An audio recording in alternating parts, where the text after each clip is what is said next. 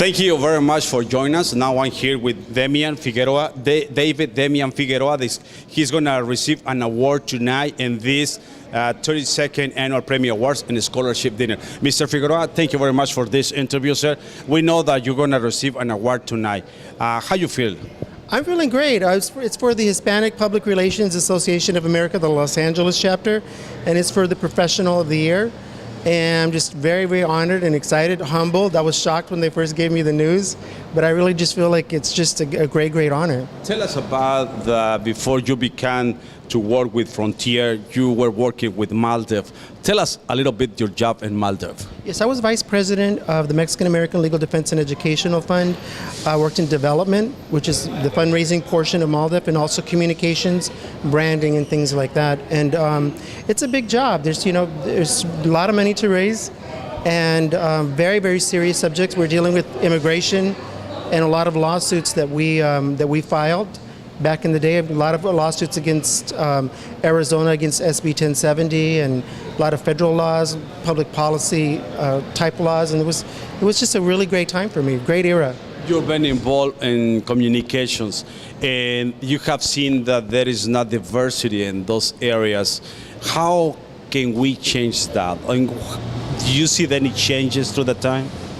Well, I think there's been a lot of changes over the decades. I think that we're seeing a lot of, the Hispanic Public Relations Association of America played a huge role in that because they helped change the image of the Latino on television and the way we view commercials and advertising and print ads. And over the years, I just see that when we have folks from diverse backgrounds in key roles in corporations and in organizations, television, whatever industry, we know that the chances of seeing folks like ourselves on television, people that look like us, the chances of us getting on television and telling our stories is a lot greater than it is when we don't have someone inside championing diversity.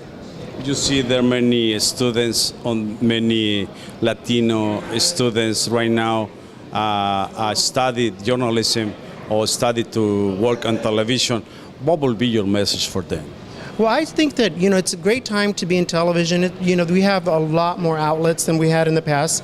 Before, Univision was just mainly the place you could go if you were Latino, and it was very difficult for Latinos to actually get on television as anchors and reporters and even behind the camera, anywhere on television. But now you have a lot of the television academies, like a lot of the film schools and television academies within the universities that are recruiting a lot of Latinos and folks from diverse backgrounds. And so they're coming in with the talent. And they're noticing that in order to be able to get the kind of ratings that they want to get, they have to speak to us, and our audience is huge and growing, by the day. Yeah. We know that Verizon is coming Frontier. How is that switch? How is that change, and why? Well, I transferred over from Maldev, and I went and worked on the acquisition for 6-7 months. And it's the largest, what they call flash cut in the history of telecommunications. So it was a really, really, really big deal. And which means thousands and thousands of employees were going to be coming over. And we were going to be taking over a footprint that we didn't normally have. We had a presence in Northern California, but not as big in California, Texas, and Florida.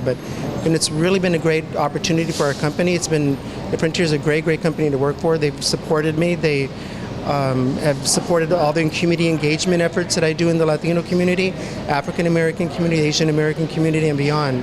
Then you see a great future for Frontier, because now we see that union between Time Warner and AT&T is going to be a bigger competition with you and them. Well, I think what separates us from a lot of the telecoms is that we put the customer first.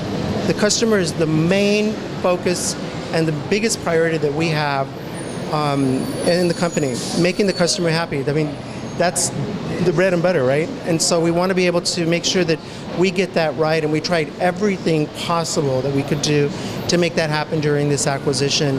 And it has a great philosophy. We live, work, and play in those communities. We invest in those communities, and so I'm just having a great time working there. And I get paid to do what I love to do, which is really, really amazing. You like to be in front of the cameras, communicate with the people, and tell them about the good news. But also invest in the community. I've been a community activist since I was a little kid. I grew up as a field worker, and I've been a big-time farm worker advocate.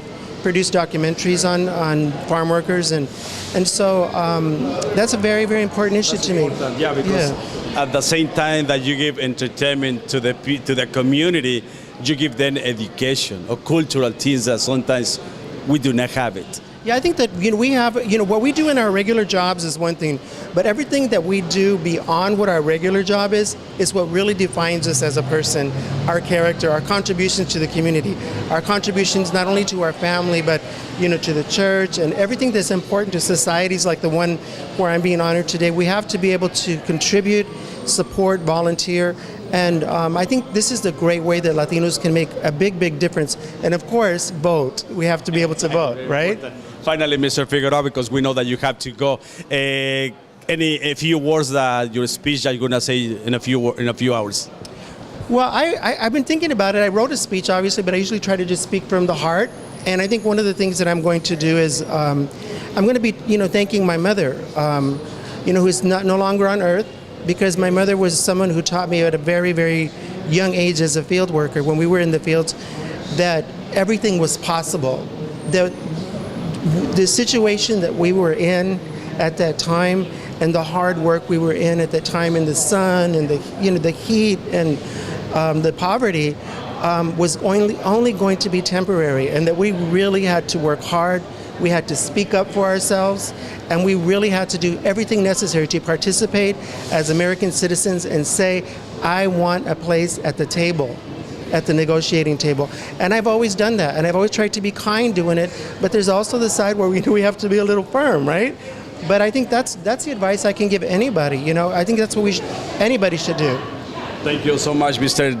David Demian Figueroa, and congratulations for your award and for all the things that you have received, and for all the things that you have done for the Latino community, because it's important to have the voice between those executives. And now you're the voice for many people, and they rely on you, sir. Thank you so much. I'm very, very grateful, and thank you for providing this wonderful service to the Latino community, which is Latino PBS. Wonderful. Thank you, guys. Thank you guys behind the camera. They're the most important, right? Thank you very much. Please stay tuned. I'll be right back.